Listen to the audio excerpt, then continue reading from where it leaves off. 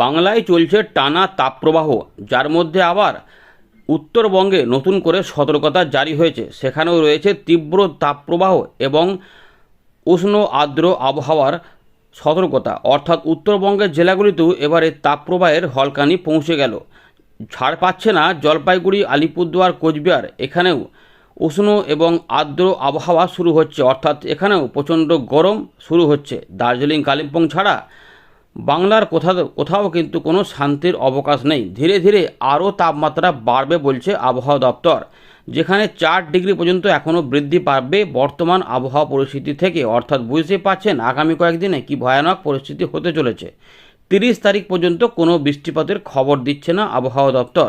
আজ কোথাও কি বৃষ্টিপাত হবে, কেমন থাকবে আবহাওয়া পরিস্থিতি, তাপমাত্রা কোথায় কেমন থাকবে, আমরা এখানে আলোচনা করব। দেখতে থাকুন।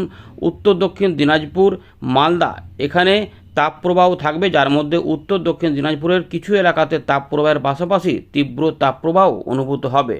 40-42 ডিগ্রি আশেপাশে তাপমাত্রা থাকতে পারে। এদিকে গাঙ্গেয় পশ্চিমবঙ্গের 5 থেকে 6টি জেলাতে লাল সতর্কতা রয়েছে। আজ প্রচণ্ড তাপপ্রবাহ, মানুষকে বাড়িতে থেকে বেরোতে নিষেধ করা হচ্ছে, বিশেষ করে দুপুরবেলাতে। এই যে লাল সতর্কতা যুক্ত যে জেলাগুলি রয়েছে, পশ্চিম বর্ধমান, বাঁকুড়া, পশ্চিম মেদিনীপুর, পূর্ব মেদিনীপুর, ঝাড়গ্রাম, এইখানে ভয়ানক গরম। এখানে রয়েছে বিশাল সতর্কতা। এর পাশাপাশি তাপপ্রবাহ চলবে পুরুলিয়া জেলা, হাওড়া, কলকাতা, হুগলি, 2 24 পরগনা সহ পূর্ব পশ্চিম বর্ধমান, বীরভূম, মুর্শিদাবাদ, নদিয়া। এরই মধ্যে আবার কিছু অংশে তীব্র তাপপ্রবাহ থাকবে উত্তর দক্ষিণ 24 পরগনার 2-1টি জায়গাতে। এটি উত্তরোত্তর আরও ছড়িয়ে পড়বে পরবর্তী দিনগুলিতে, অর্থাৎ 26 তারিখে থেকে 27 তারিখের মধ্যে এটা আরও গরম অনুভূত হবে।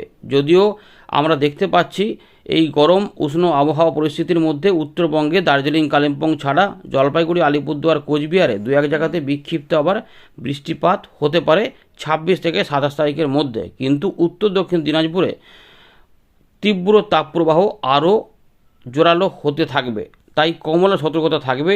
এর পাশাপাশি তীব্র তাপপ্রবাহ ছড়িয়ে পড়বে বীরভূম, পূর্ব বর্ধমান, হুগলি, এই 3টি জেলা আরও নতুন করে যোগ হবে। এছাড়া তীব্র তাপপ্রবাহ থাকবে উত্তর দক্ষিণ 24 পরগনা, পূর্ব পশ্চিম মেদিনীপুর, ঝাড়গ্রাম, বাঁকুড়া এবং পশ্চিম বর্ধমান, যার মধ্যে পশ্চিম বর্ধমান, বাঁকুড়া, ঝাড়গ্রাম, 2 মেদিনীপুরে তীব্র তাপপ্রবাহ আরও চরম আকারে থাকবে। এছাড়াও তাপপ্রবাহ চলবে পুরুলিয়া জেলাতে। ভয়ানক গরম, বাড়ি থেকে বের হওয়া দায়, এই রকম অবস্থা। আমাদের অনুভব অবশ্যই কমেন্ট করে জানাবেন। এদিকে দেখব বৃষ্টিপাত আজ কোথাও হওয়ার চান্স আছে কি না, কী বলছে আবহাওয়া দপ্তর। আবহাওয়া দপ্তর বলছে 25 তারিখে দার্জিলিং, কালিম্পং এবং 26 তারিখে জলপাইগুড়ি, আলিপুরদুয়ার, কোচবিহার ছাড়া কোথাও কিন্তু কোনো বৃষ্টিপাত হবে না। অর্থাৎ পুরোপুরি শুকনো আবহাওয়া থাকবে এবং রোদের প্রখর তেজ থাকবে দুপুরবেলাতে, তাই প্রচণ্ড সতর্কতা। এবার আমরা দেখে নেব এই পরিস্থিতি থেকে মুক্তির কোনো আভাস আমরা পাচ্ছি কি না। তো বন্ধুরা দেখুন, ইতিমধ্যে আমরা দেখতে পাচ্ছি বাংলার আকাশ পুরোপুরি পরিষ্কার, কোথাও কিন্তু কোনো বৃষ্টিপাতের মতো মেঘের কোনো আনাগোনা নেই।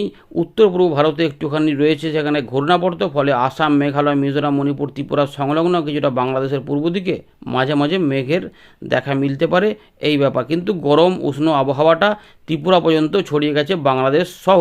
সুতরাং বাংলাদেশের রংপুর, রাজশাহী, এখানে ঢাকা, খুলনা, বরিশাল, এইগুলোতে প্রচণ্ড গরম থাকবে, সঙ্গে ময়মনসিংহের দিকেও হবে। ধীরে ধীরে এগুলো আরও পূর্ব দিকে গরমগুলো ছড়াবে, এই পরিস্থিতি রয়েছে। তো আমরা চলে এলাম উইন্ডির লাইভ স্ক্রিনে, যেখানে পূর্বাভাস দেখব।